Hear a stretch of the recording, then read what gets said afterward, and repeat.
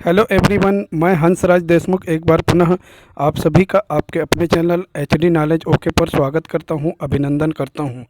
यदि आप छत्तीसगढ़ के किसी भी विद्यालय में एक शिक्षक हैं और आपको प्रगति पत्रक तैयार करनी है तो यह वीडियो आपके लिए बहुत ही हेल्पफुल होने वाला है। तो इस वीडियो को आप बिना स्किप किए पूरी देखें। यदि आप इस चैनल में नए हैं तो इस चैनल को फटाफट सब्सक्राइब कर दीजिए एवं बेल आइकन को भी प्रेस कर दीजिए ताकि आपको मेरे आने वाले हर नए वीडियो का नोटिफिकेशन आसानी से मिल सके।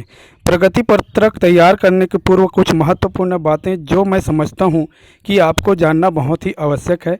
जैसा कि हमारे ज़िले में कक्षोन्नति के संबंध में एक आदेश प्रसारित किया गया है, इसी प्रकार के छत्तीसगढ़ राज्य के समस्त जिले में कक्षोन्नति के संबंध में आदेश प्रसारित किया जाएगा। तो साथियों, यह आदेश जो है 28/4/2020 को कार्यालय जिला शिक्षा अधिकारी बालोद की ओर से जारी किया गया है और यह जो आदेश है कक्षोन्नति के पश्चात अंक सूची संधारण के संबंध में स्पष्ट रूप से उल्लेख किया गया है। इस आदेश में जैसा कि आप देख रहे हैं कि कक्षा 1 से 8 तथा कक्षा 9वीं 11वीं की परीक्षा आयोजित नहीं करने का निर्णय लिया गया है। इस संबंध में प्रगति पत्रक अंक सूची में पूर्व में आयोजित त्रैमासिक अर्धवार्षिक परीक्षाओं के प्राप्तांकों एवं विषयवार अंकित कर वार्षिक परीक्षा के स्थान पर निम्नानुसार निर्धारित सील लगाकर अंक सूची जारी किया जाना सुनिश्चित करें।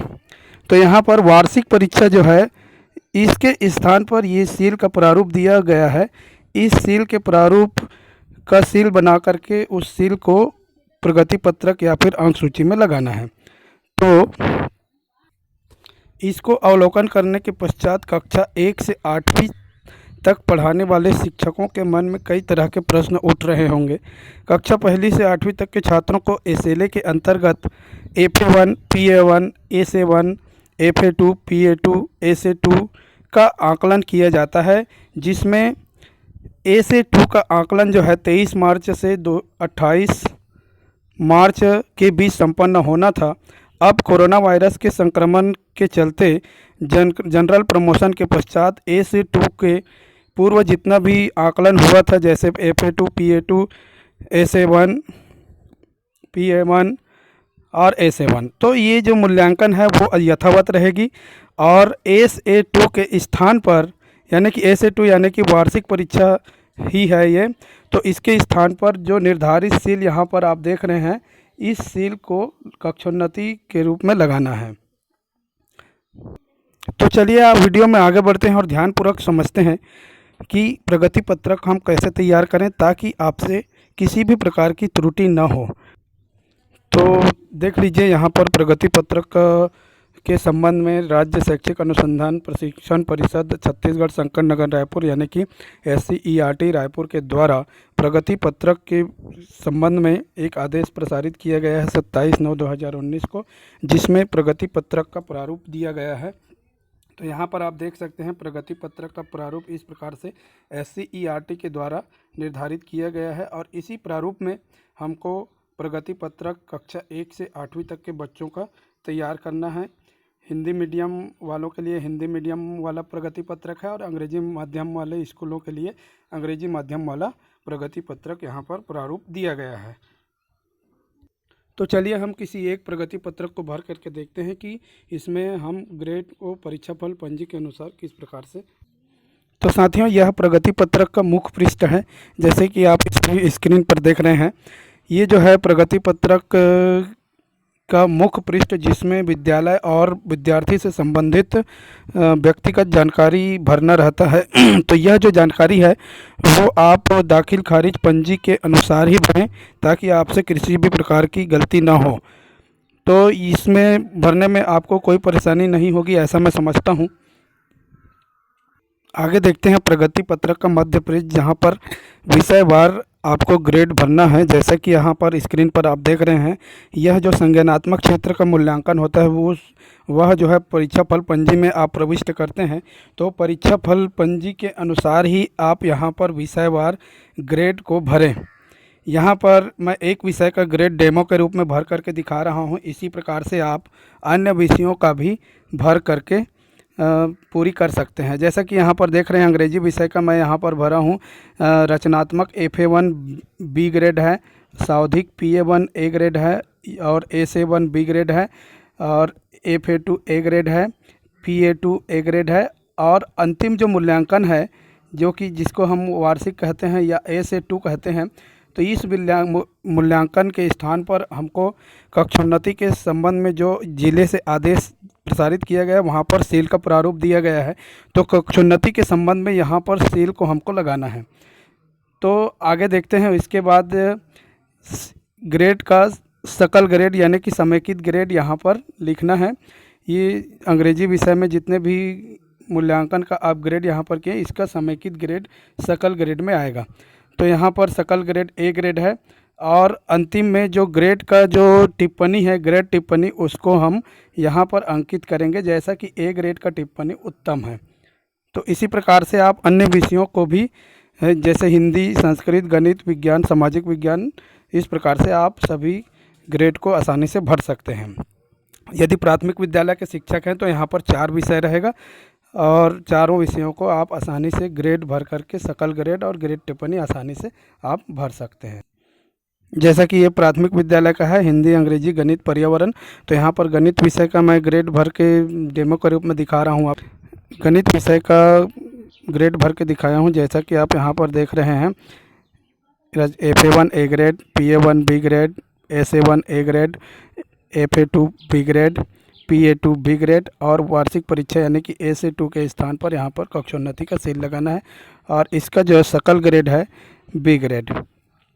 तो इस प्रकार से अंतिम में ग्रेड टिप्पणी, जैसा कि B ग्रेड का टिप्पणी है बहुत अच्छा।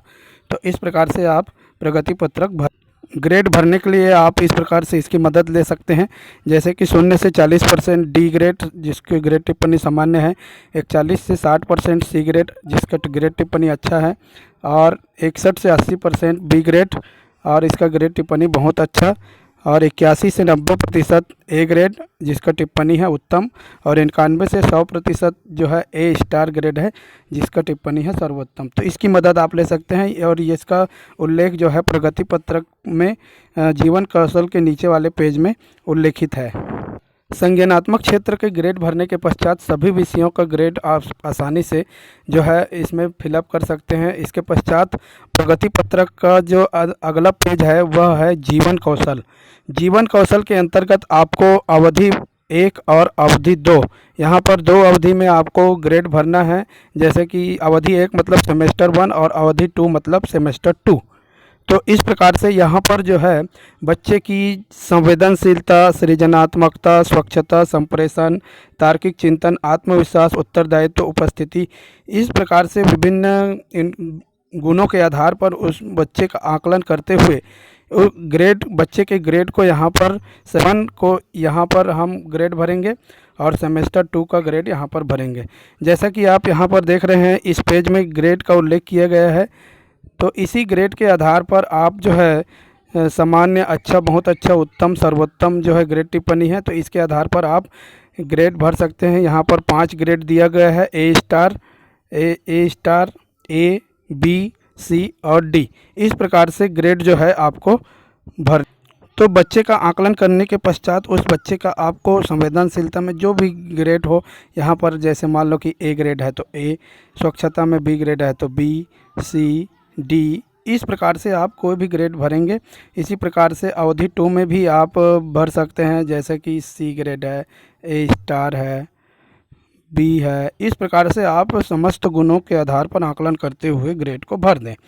उसके पश्चात अंत में आपको प्रमाणित किया जाता है कि सत्र 2019-20 में आयोजित सतत एवं व्यापक मूल्यांकन में संज्ञानात्मक क्षेत्र का ग्रेड एवं जीवन कौशल का ग्रेड तथा खाली स्थान में इनकी रुचि है। तो बच्चे के अंतिम ग्रेड को यहाँ पर आपको भरना है। जैसे कि संज्ञानात्मक क्षेत्र का ग्रेड आप जो है परीक्षा फल पंजी में देखेंगे। जैसा कि आप यहाँ पर देख रहे हैं ये परीक्षा फल पंजी का प्रारूप है।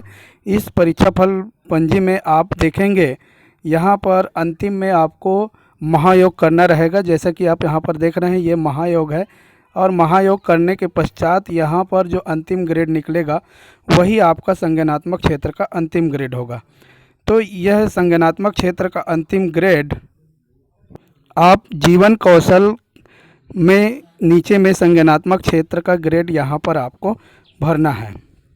ठीक ठीक इसी परीक्षा फल पंजी में जीवन कौशल का जो अंतिम ग्रेड आप निकालेंगे, यहाँ पर जैसे कि आप देख रहे हैं योग में, यहाँ पर जो अंतिम ग्रेड आप निकालेंगे उस ग्रेड को आप जो है जीवन कौशल का ग्रेड यहाँ पर आपको भरना है, अंतिम ग्रेड।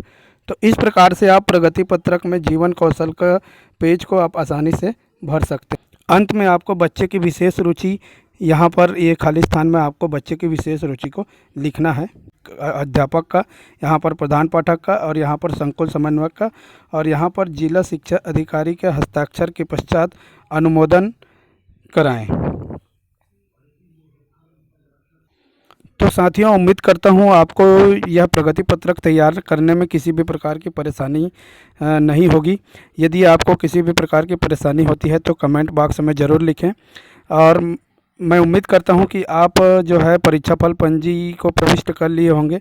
यदि आप परीक्षा फल पंजी जो है प्रविष्ट नहीं किए हैं, या आपको बच्चे के प्राप्तांक जानने में किसी भी प्रकार की असुविधा होती है, तो मेरा यूट्यूब में एक वीडियो है एसएलए के प्रविष्टि के संबंध में, जिसको आप TIMSS से बच्चे के प्राप्तांक को आप आसानी से जान सकते हैं। तो डिस्क्रिप्शन में मैं उसका लिंक दे दूंगा, एसएलए की प्रविष्टि प्राप्तांक को आप कैसे जानें। तो इस प्रकार से आप परीक्षा फल पंजी भी भर सकते हैं, और परीक्षा फल पंजी के साथ ही साथ आप प्रगति पत्रक भी तैयार कर सकते हैं। तो साथियों, आई होप आपको यह वीडियो पसंद आया होगा। यदि आपको यह वीडियो पसंद आता है तो ज़्यादा से ज़्यादा लाइक करें, और अपने शिक्षक साथियों को अधिक से अधिक शेयर करें, और मेरे चैनल को भी सब्सक्राइब कीजिए और बेल आइकन को भी प्रेस कीजिए, ताकि आपको आने वाले वीडियो का हर नोटिफिकेशन आपको तुरंत मिल सके। तो इसी प्रकार की नई जानकारी के साथ अगली वीडियो में हम फिर मिलते हैं। तब तक के लिए आप स्वस्थ रहें, मस्त रहें, व्यस्त रहें। धन्यवाद।